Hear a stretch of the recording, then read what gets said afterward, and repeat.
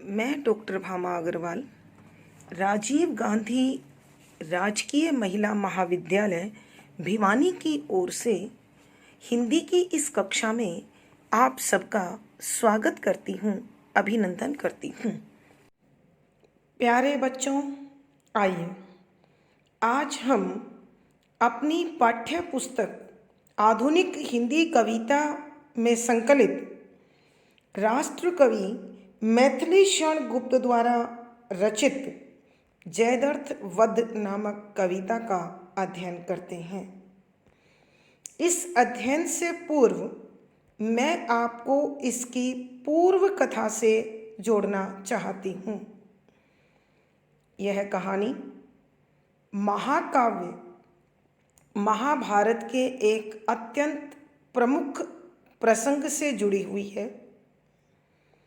आपको ध्यान है, कुरुक्षेत्र के मैदान में महाभारत का भीषण संग्राम हुआ, जिसमें एक पक्ष कौरव और दूसरा पक्ष पांडव थे।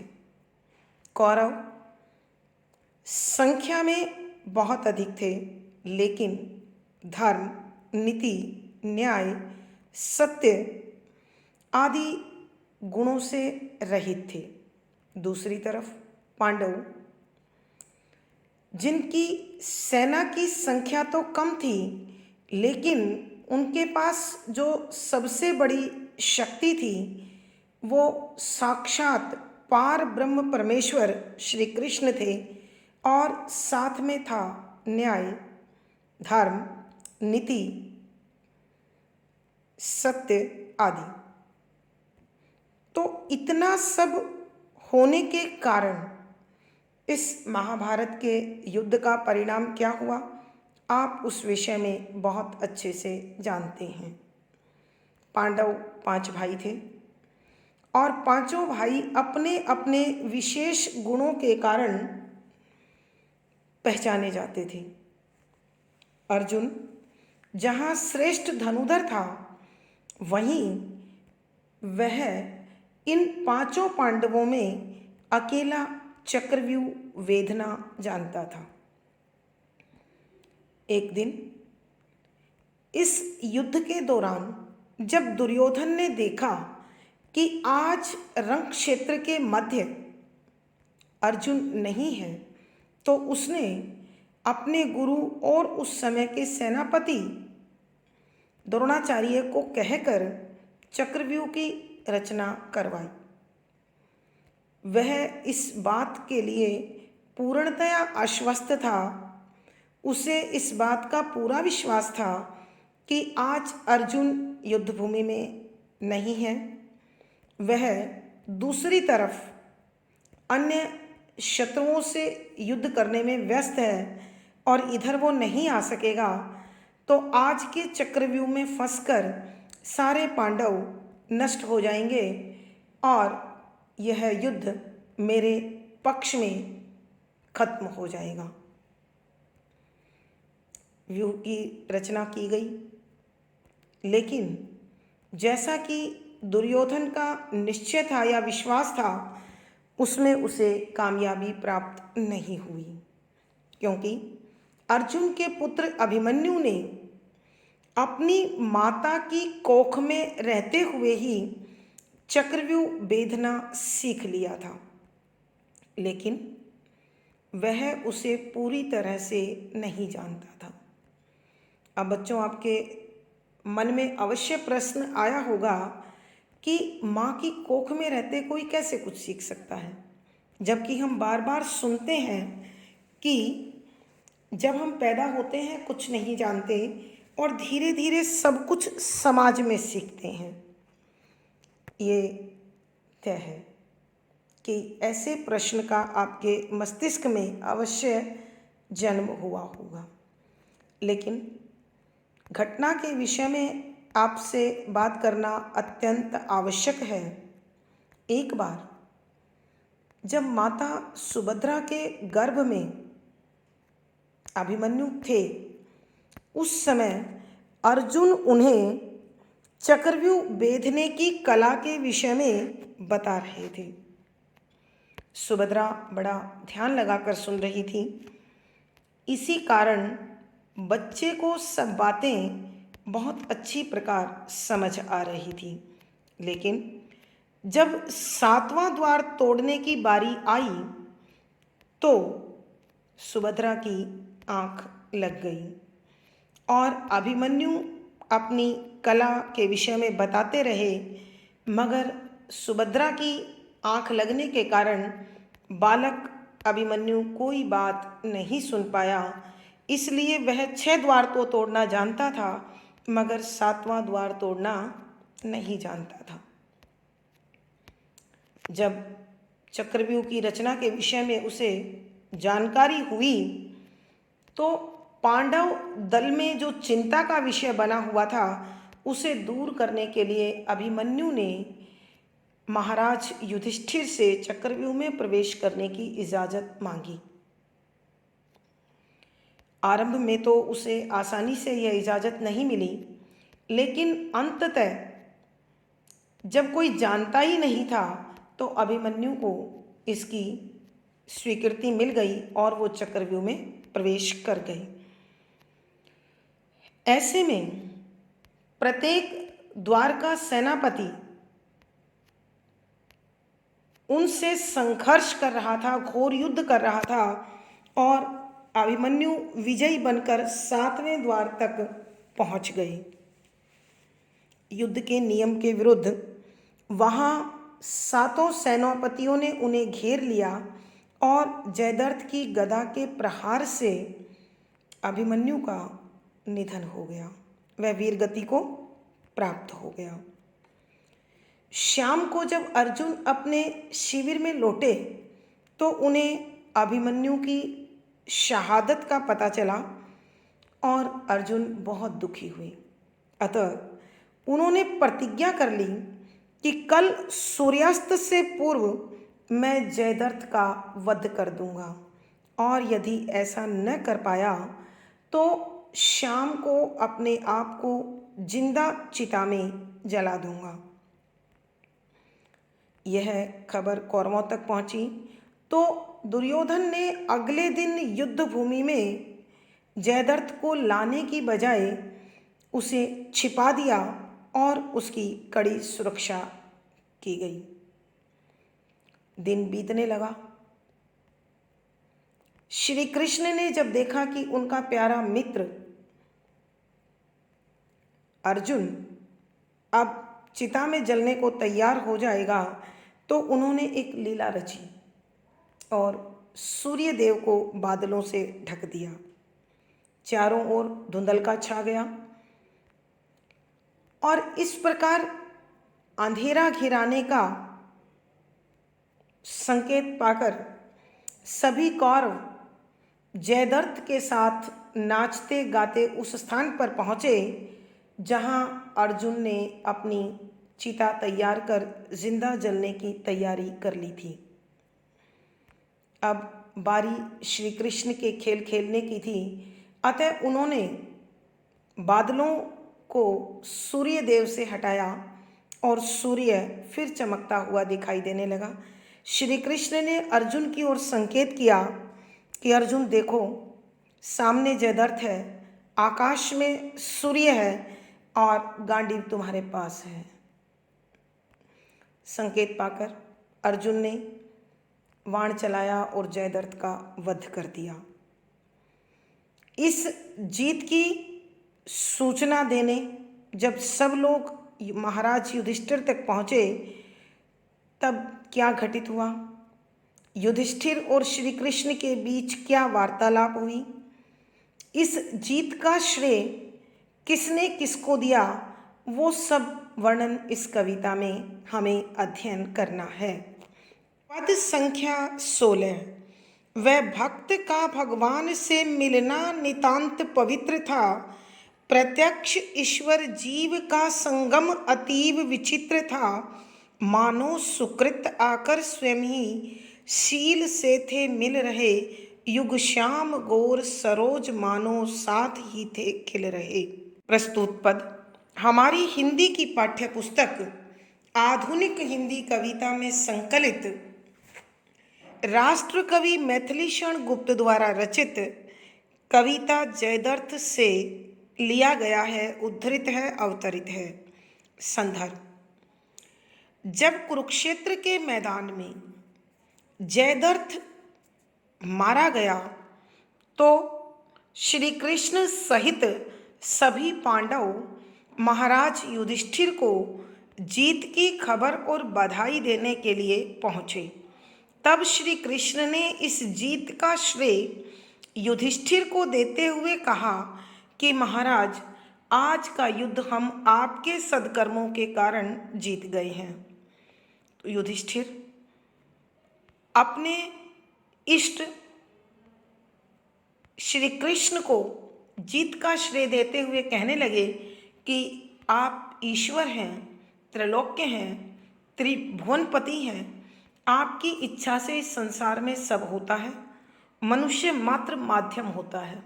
तो यहाँ जो भी हासिल हो रहा है वो सब आपके अनुग्रह से, आपकी कृपा से, आपकी दया से हो रहा है।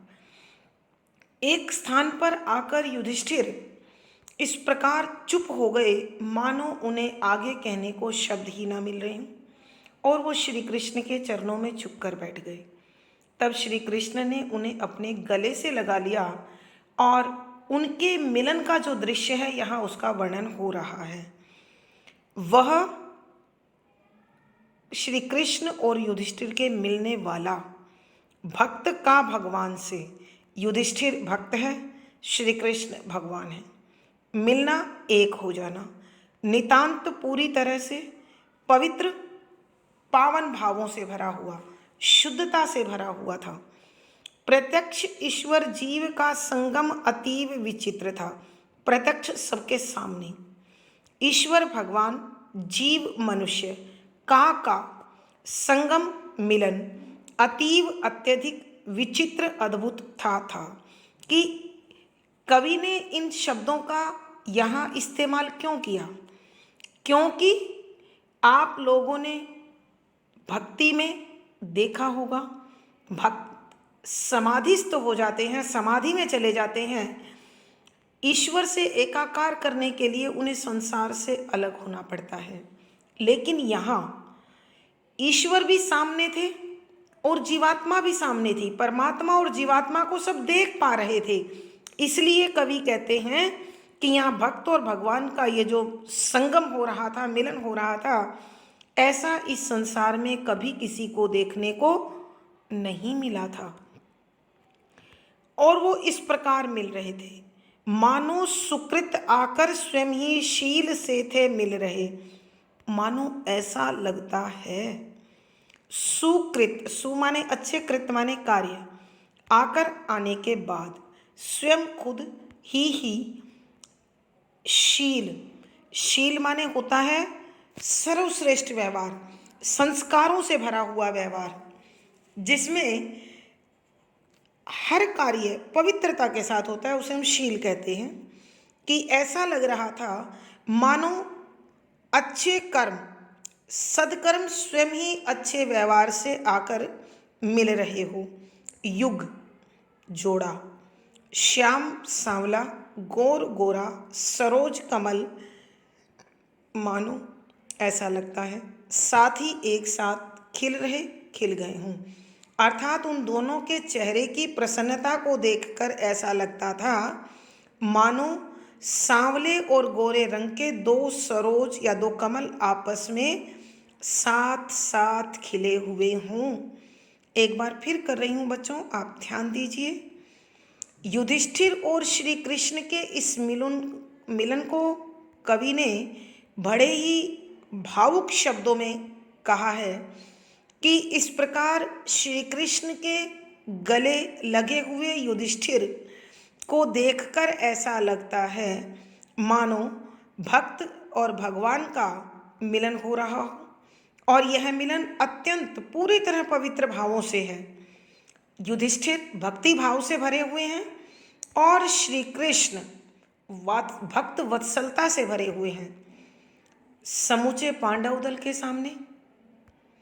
यह जीवात्मा और परमात्मा का मिलन अद्भुत था, अलौकिक था, अनोखा था, क्योंकि इस संसार में भक्त भगवान से मिलन के लिए समाधि लगाते हैं, तपस्या करते हैं।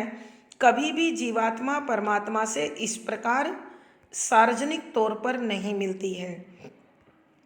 उनके इस मिलन को देखकर ऐसा लगता है मानो सद्कर्म स्वयं आकर उत्तम व्यवहार, उत्तम चरित्र से मिल रहे हों, और उन दोनों के प्रसन्नता से खिले हुए चेहरे को देखकर ऐसा लगता है मानो एक साथ सांवले और गोरे रंग के दो कमल खिले हुए हों।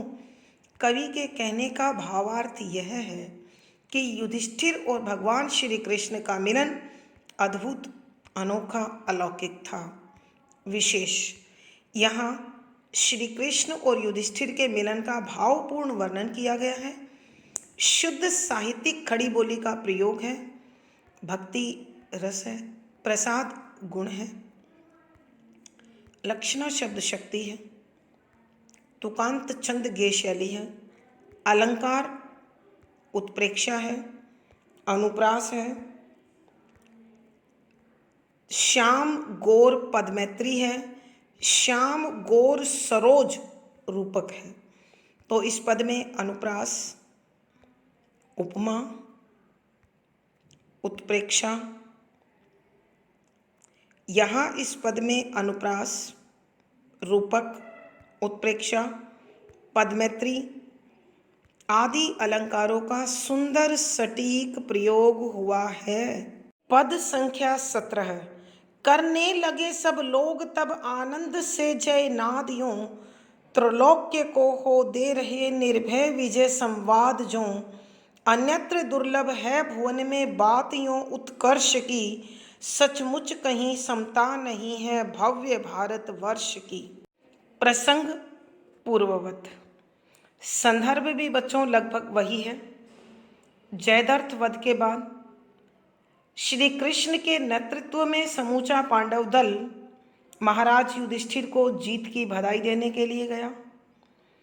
तब श्री कृष्ण ने युधिष्ठिर को और युधिष्ठिर ने श्री कृष्ण को इस जीत का श्रेय सौंप दिया। भाव विभोर होकर युधिष्ठिर उनके चरणों में बैठ गए और उसके बाद जो दृश्य बना उसका वर्णन करते हुए कवि कह रहे हैं कि करने लगे सब लोग तब, कि जब युधिष्ठिर और कृष्ण को एक दूसरे के गले लगा हुआ देखा तो सभी पांडव लोग करने लगे सब लोग, सभी पांडव लोग। तब उस समय जब श्री कृष्ण और युधिष्ठिर एक दूसरे के गले लगे हुए थे, आनंद से खुश होकर जयनाद, जय माने विजय का, नाद माने स्वर, यो माने इस प्रकार से कि जब युधिष्ठिर और श्री कृष्ण को समूचे पांडव दल ने एक दूसरे के गले लगा हुआ देखा तो सब उनकी जय जयकार के नारे लगाने लगे। और नारों में इस प्रकार उनकी ध्वनि थी, उनकी आवाज़ थी मानो त्रैलोक्य को हो दे रहे निर्भय विजय संवाद जो। त्रैलोक्य, तीनों लोकों के स्वामी को हो भाव विभोर होकर, खुश होकर, दे रहे हो, निर्भय निडर होकर विजय जीत का संवाद बात जो, जिस प्रकार से कि वो इस प्रकार जय जयकार कर उठे मानो तीनों लोकों के स्वामी श्री कृष्ण को निडरता पूर्वक अपनी जय के विषय में, अपनी जीत के विषय में बता रहे हूँ। अन्यत्र दुर्लभ है भुवन में, अन्यत्र माने दूसरी जगह, दुर्लभ मुश्किल से, दूर माने मुश्किल से, लभ माने प्राप्त होना, जिसे मुश्किल से प्राप्त किया जाए वो दुर्लभ होता है। भुवन संसार में बात इस प्रकार की घटना यों ऐसे उत्कर्ष उत्थान की कि भारत के सिवा कहीं और इस प्रकार भक्त और भगवान का मिलन कोई नहीं देख सकता। कि कोई भक्त इतना ऊपर उठ जाए कि स्वयं भगवान आकर उसे गले लगा ले, ऐसी घटना केवल भारत में हो सकती है, कहीं और नहीं। सचमुच कहीं समता नहीं है भव्य भारतवर्ष की। सचमुच ये सच है, कहीं कहीं भी समता बराबरी नहीं है। भव्य, अत्यंत विशाल, भव्य, सुंदर, गुणों से भरा हुआ भारतवर्ष। भारत वर्ष शब्द का अर्थ होता है बच्चों बहुत बड़ा क्षेत्र, कि इस विशाल भारत की तुलना संसार में किसी से नहीं की जा सकती और ना ही इसकी कोई बराबरी कर सकता है। एक बार फिर कर रही हूँ बच्चों, जब समूचे पांडव दल ने युधिष्ठिर और भगवान श्री कृष्ण को एक दूसरे के गले लगा हुआ देखा तो वो प्रसन्नता से दोनों की जय जयकार इस प्रकार कर उठे मानो तीनों लोकों के अधिपति श्री कृष्ण को वो निडर होकर अपनी जीत की बात बता रहे हों। ऐसा क्यों कहा बच्चों? क्योंकि आज स्वयं तीनों लोकों के स्वामी को मजबूर होकर, भावुक होकर, संवेदनशील होकर एक जीवात्मा को अपने गले लगाना पड़ा था। तो कवि कहते हैं कि ऐसी दुर्लभ घटना तो भारत में ही हो सकती है, क्योंकि भारत के लोग धर्म की राह पर, अध्यात्म की राह पर, परोपकार की राह पर, नैतिकता की राह पर चलने वाले, दृढ़ रहने वाले, मजबूती से पांव टिकाए रखने वाले लोग यहीं रहते हैं। कवि कहते हैं सचमुच कि इस भारत की विशालता का, बड़प्पन का, उदारता का कहीं इस संसार में कोई मुकाबला नहीं है। अर्थात विश्व का कोई भी देश इस प्रकार की भावुक घटना का प्रत्यक्षदर्शी या घटना को घटित करने वाला देश नहीं बन सकता। कवि के कहने का भावार्थ यह है कि भक्त और भगवान, जीवात्मा और परमात्मा के मिलन के किस्से भारत में ही सहजता से प्राप्त हो सकते हैं, क्योंकि भारतीय लोग अपने दृढ़ संकल्प के बल पर जब चाहे, जहाँ चाहे परमात्मा को उपस्थित कर सकते हैं, ला सकते हैं, आह्वान कर सकते हैं, बुला सकते हैं। विशेष यहाँ युधिष्ठिर और श्री कृष्ण के मिलन का अद्भुत दृश्य वर्णित हुआ है। शुद्ध साहित्यिक खड़ी बोली का प्रयोग है, भक्ति रस है, प्रसाद गुण है, यहाँ लक्षणा शब्द शक्ति है, तुकांत छंद गेय शैली है, अनुप्रास यों उदाहरण ज्यों उत्प्रेक्षा, विजय संवाद पदमैत्री, भव्य भारत वर्ष अनुप्रास।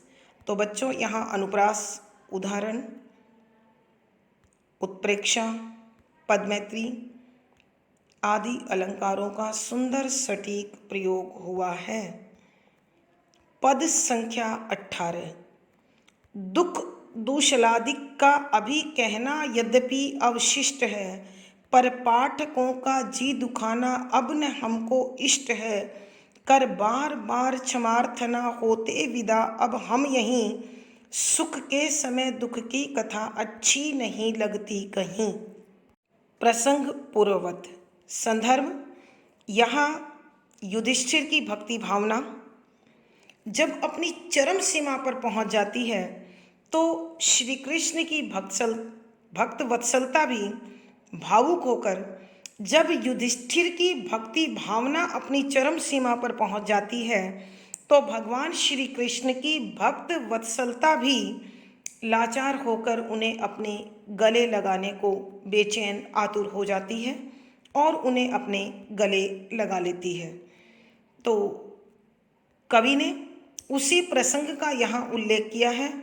यद्यपि महाभारत के युद्ध में केवल एक यही जीत का संवाद नहीं था, बहुत सारे दुखदाई विषय भी थे जिनका वर्णन करना कवि ने यहाँ उचित नहीं समझा है। तो कवि कहते हैं कि दुख दूषलादिक का अभी कहना यद्यपि अवशिष्ट है। दुख दुख दूषलादिक यानी बहुत अधिक दुख देने वाली, अत्यधिक दुखदाई का अभी इस युद्ध की पूर्णता तक कहना यद्यपि चाहे अवशिष्ट बाकी है कि इस युद्ध के परिणाम स्वरूप अनेक ऐसे दुखद घटनाक्रम हुए, अनेक ऐसे दुखदाई प्रसंग हुए जिनका बताना अभी बाकी है, पर पाठकों का जी दुखाना, परंतु मैं पाठकों का मन दुखी करना अब न हमको इष्ट है कि मुझे यह बात कतई प्रिय नहीं लगती कि मैं उस पीड़ादायी दुखद समाचारों की सूचना यहाँ पर देकर पाठकों के मन को दुख के सागर में डुबो दूं। बच्चों, आपको मालूम है कि इस युद्ध के परिणाम स्वरूप गुरु द्रोणाचार्य, भीष्म पितामह, बर्बरिक आदि महान महान योद्धा युद्ध भूमि में काम आए, तो यदि उन सब का वर्णन किया जाएगा तो ये कथा सुखद ना होकर दुखद हो जाएगी। कर बार बार क्षमार्थना कि मैं हाथ जोड़कर बार बार क्षमार्थना माने माफ़ी मांगता हूँ, विदा जा रहा हूँ अब हम यहीं। कि कवि कहते हैं कि मैं पाठकों से पूरी कथा नहीं सुनाई है या नहीं सुना पा रहा हूँ, उसके लिए हाथ जोड़कर माफ़ी मांगता हूँ। सुख के समय दुख की कथा अच्छी नहीं लगती कहीं, कि यह सुखद समाचार, जीत का समाचार सुनाकर यदि मैं दुख की कहानी भी बताता हूँ तो इस सुख का आनंद समाप्त हो जाएगा। इसलिए शुभ अवसर है, शुभ घड़ी है, पावन बेला है, भक्त और भगवान का मिलन है, तो इन अद्वितीय और मन भावक दृश्यों के बाद दुखद दृश्यों का सृजन, निर्माण, स्पष्ट करना मैं बिल्कुल नहीं चाहता हूँ, इसलिए क्षमा प्रार्थी हूँ। एक बार फिर इस पद की व्याख्या कर रही हूँ बच्चों, कि कवि कहते हैं कि यद्यपि मैंने अभी जयद्रथ वध के बाद पांडवों के उल्लासमय खेमे का, शिविर का वर्णन किया है, यहाँ युधिष्ठिर और श्री कृष्ण का मिलन अपने आप में अद्भुत है, तो सबके सब आनंद मग्न हैं, लेकिन इस युद्ध की समाप्ति तक भारतवर्ष को बहुत कुछ खोना पड़ेगा। तो मैं उस खोने के दुख को पाठकों तक पहुंचाकर उनके मन को दुखी नहीं करना चाहता। पाठकों के मन की प्रसन्नता और आनंद ही मुझे प्रिय है, अप्रिय घटनाओं को बताना मेरी कोई इच्छा नहीं है। इसलिए मैं इन आनंद की, सुख की घड़ियों में दुख की घड़ियों का, दुख की घटनाओं का वर्णन करना अच्छा नहीं समझता हूँ। इसलिए समस्त पाठकों से हाथ जोड़कर विनती करते हुए, क्षमा प्रार्थना करते हुए यहीं पर विदा होता हूँ। कवि के कहने का भाव यह है कि सुख के समय दुख की घटनाओं को याद कर सुख के आनंद में विघ्न नहीं डालना चाहिए। यही नैतिकता और व्यवहारिकता कहती है। विशेष यहाँ कवि ने जयद्रथ वध के बाद पांडवों का जो उल्लासमय वातावरण है उसका वर्णन किया है। शुद्ध साहित्यिक खड़ी बोली का प्रयोग है, शांत रस है, प्रसाद गुण है, लक्षणा शब्द शक्ति है, तुकांत छंद गे शैली है, अलंकार अनुप्रास है, बार बार पुनरुक्ति प्रकाश अलंकार है, सुख के समय दुख की कथा दृष्टांत अलंकार है। यानी इस पद में अनुप्रास, पुनरुक्ति प्रकाश, दृष्टांत आदि अलंकारों का सुंदर सटीक प्रयोग हुआ है। तो प्यारे बच्चों, आज हम मैथिलीषण गुप्त के द्वारा रचित जयद्रथ वध नामक कविता का यहीं समापन करते हैं। इस सारे विषय को समझने के लिए, अच्छी प्रकार से पढ़ने के लिए आप ये 6 की 6 वीडियो दोबारा देखें। इससे आपको सभी प्रश्नों के उत्तर भी अच्छी प्रकार से प्राप्त हो जाएंगे। आशा करती हूँ कि आपको यह कविता बहुत अच्छे से समझ आ गई होगी और पढ़ने में अवश्य मज़ा आया होगा। आप कमेंट बॉक्स में मुझे लिखकर बताएं। वीडियो को लाइक करें, शेयर करें। अपनी विषय वस्तु को प्राप्त करने के लिए चैनल को सब्सक्राइब करें। और धन्यवाद बच्चों। आपका जीवन और दिन मंगलमय हो, इसी शुभकामना के साथ आभार। धन्यवाद।